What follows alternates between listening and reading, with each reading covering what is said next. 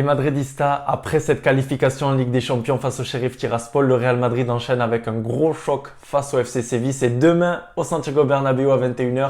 C'est parti pour le Before. Tu nous en veux car on en fera toujours plus que toi.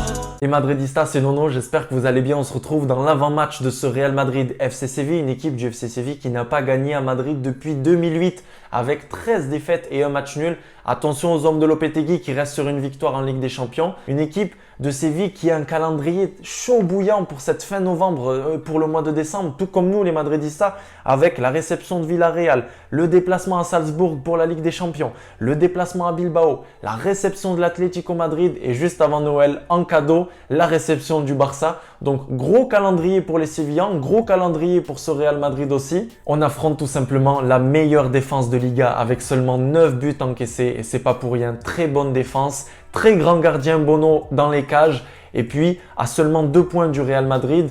Donc attention, demain en cas de défaite malheureusement, je ne veux pas nous porter l'œil, le FC Séville peut prendre les commandes de cette Liga. Comme je vous l'ai dit auparavant, on affronte une équipe du FC Séville sans son buteur, sans Youssef El Nessiri, qui attire les convoitises de grands clubs anglais, notamment Manchester City, Manchester United ou encore West Ham. Et demain, on retrouvera Rafa Mir, qui a failli signer au Real Madrid il y a quelques années de ça, on s'en rappelle. Attention à son jeu-tête, attention à tout simplement Rafa Mir dans la surface, ça peut faire but. Et il y a aussi de la qualité avec Rakitic, avec Ocampos. On sait que voilà, il y a aussi de nombreux absents du côté de Séville, malheureusement pour eux.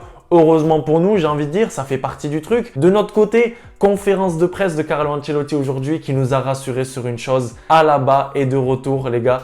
Pas de blessure très grave pour Alaba qui n'a pas les ligaments touchés. Donc Alaba est dans le groupe, ça vient de tomber. Ça, c'est ultra rassurant. On a également posé la question à Carlo Ancelotti concernant Eden Hazard. Est-ce qu'Eden Hazard va être dispo pour ce choc demain au Bernabéu?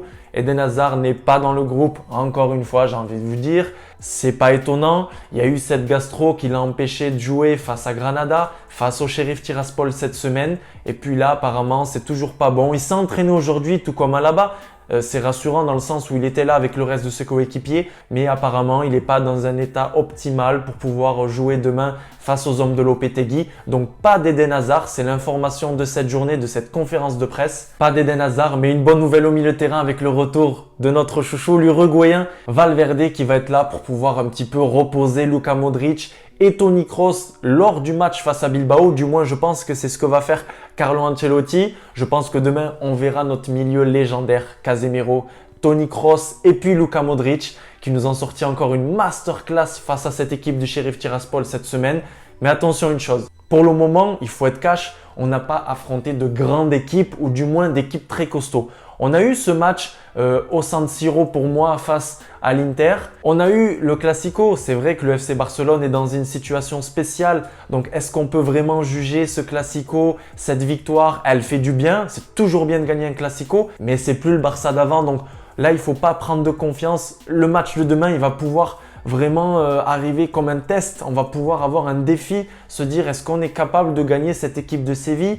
Et puis on va enchaîner directement avec du lourd. Bilbao, Real Sociedad, Inter Milan, Atlético Madrid. Donc là, il y a du lourd, là, il y a du concret. Là, on va pouvoir voir si ce Real Madrid version Carlo Ancelotti, il est solide. Il va pouvoir gagner des équipes très costauds comme ça, des équipes qui sont physiques, qui sont techniques, qui t'imposent voilà, leur jeu, qui t'imposent leurs idées, surtout avec Lopetegui. On le verra un petit peu après aussi, la Real Sociedad, Bilbao aussi, ça va être un enfer. Mais en tout cas, voilà, on va voir si ce Real Madrid est solide. On n'a pas d'Eden Hazard, on n'a pas de Gareth Bale. On a posé la question à Carlo Ancelotti, blessé comme vous le savez. Je ne sais pas s'il va rejouer avant 2022. On va voir, de toute façon, on s'est habitué malheureusement à ne pas voir Gareth Bale, à ne pas voir Eden Hazard du côté du Real Madrid. On va voir, on va avoir Valverde, on va avoir aussi Camavinga qui va apporter sa jeunesse dans ce milieu de terrain lorsqu'on va devoir faire reposer nos cadres, notamment Kroos et notamment Modric. On a eu Blanco qui a eu quelques minutes à la place de Casemiro. On va voir si dans les prochains matchs, il aura aussi cette confiance du coach italien Carlo Ancelotti. En tout cas, voilà, demain, véritable test pour ce Real Madrid. Je pense qu'il n'y aura pas d'innovation dans ce 11. Gros choc. On va sortir avec le 11 de gala. Carlo Ancelotti a dit concernant Alaba que tout simplement, on allait voir si demain il allait continuer à avoir ces petites douleurs. Si les douleurs persistent, pas de Alaba, ce sera Nacho à sa place dans cette charnière centrale. Il sera accompagné de Militao. Et puis sur le côté droit, ce sera notre ami Dani Carvajal accompagné de Ferland Mendy sur ce côté gauche. Très solide encore avec une passe décisive face à Benzema. On lui demande juste ce déclic au niveau offensif. On espère qu'il travaille à fond. Et puis en attaque, on retrouvera, ça c'est sûr, Karim Benzema. Vinicius Junior sur le côté gauche. On a posé d'ailleurs justement la question à Carlo Ancelotti en conférence de presse pour lui dire est-ce que Vinicius Junior pourrait être associé à un Kylian Mbappé dans un futur proche au Real Madrid. Pour lui, il n'a pas vraiment répondu à la question. Il a dit que la place de Vinicius était à gauche et qu'il n'y avait pas de doute sur ça, qu'il ne le voyait nulle part ailleurs. Donc Vinicius sur ce côté gauche, ça va continuer du côté du Real Madrid. Continue aussi dans cette lancée les Madridistas. Arrêtez de flipper, arrêtez d'avoir peur. Je vois vos commentaires sur YouTube, je vois vos DM sur Instagram. Ajoutez-moi sur Insta, c'est les débriefs de Nono tout simplement. J'essaie de répondre à tout le monde au maximum. Est-ce que Nono, tu penses que Vinicius Junior va signer au PSG? On lui propose 17 millions par an, etc. À Madrid, ce sera maximum 9-10 millions, etc. Les gars, vous pensez vraiment qu'en pleine explosion cette saison, avec la confiance d'un Florentino Pérez qui a dit l'an dernier en conférence de presse que tout simplement Vinicius Junior était intouchable au Real Madrid, vous pensez vraiment que Vinicius Junior, il va quitter le plus grand club au monde pour aller au PSG les gars? Est-ce que vous pensez vraiment qu'avec, on le voit, l'amour qu'il a pour notre club, vous pensez qu'il va aller à Paris? Les gars, soyez rassurés, je vous le dis, Vinicius Junior, c'est le futur du Real Madrid. Je sais que vous allez me dire dans les commentaires, ouais Nono, tu disais pas la même chose il y a 6 mois, il y a 3 mois, les choses sont là. Moi, je vous dis juste que dans la tête des dirigeants du Real Madrid, Vinicius Junior, c'est le futur du Real Madrid. Voilà, c'est lui qui va être dans le futur stade, c'est lui qui va porter cette attaque. Kylian Mbappé ou pas Kylian Mbappé, Vinicius Junior, il n'est pas prêt de quitter le Real Madrid. Donc, soyez rassurés, on va voir du Joga Bonito pendant un moment. Moi, je vous le dis, Rodrigo, il y a un petit doute. On ne sait pas si ça va évoluer, si ça va être exceptionnel. Mais vous inquiétez pas que Vinicius Junior, il n'est pas prêt de quitter le Real Madrid. Sur le côté droit, là, c'est l'énigme.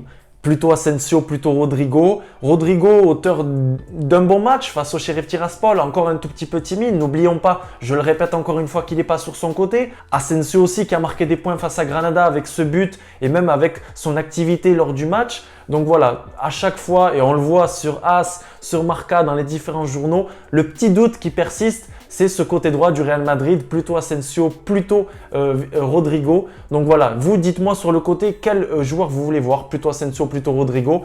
Moi, je pense que ça va être Asensio face à Séville et je pense qu'on verra Rodrigo face à Bilbao. Peut-être que je me trompe, peut-être que ce sera l'inverse. Mais voilà, je vous donne mon avis. Je vous donne mon avis aussi tout simplement sur ce Real Madrid. Demain, test, victoire obligatoire. J'espère voir du beau jeu et j'espère voir les 3 points derrière. Il faut enchaîner les matchs, enchaîner surtout les victoires. Nous, on se retrouve dès demain pour le débrief de ce match. Ça va être chaud bouillant. N'oubliez pas, c'est à 21 h sur vos écrans sur beIN Sport. J'espère qu'on va se régaler max. Ciao les Madridistas.